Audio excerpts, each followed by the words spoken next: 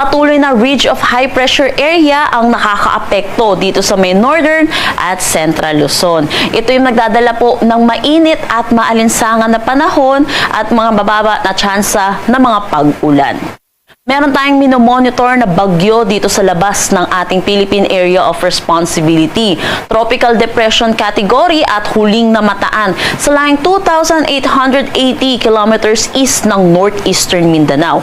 May taglay na lakas na hangin na 55 kilometers per hour at pagbugso na umaabot ng 70 kilometers per hour. Mabagal itong kumikilos sa direksyon na kanluran. Para naman sa ating forecast track, posible itong pumasok ng ating PAR next week at hindi bababa naman po yung tsansa ng landfall scenario para dito sa bagyong ito.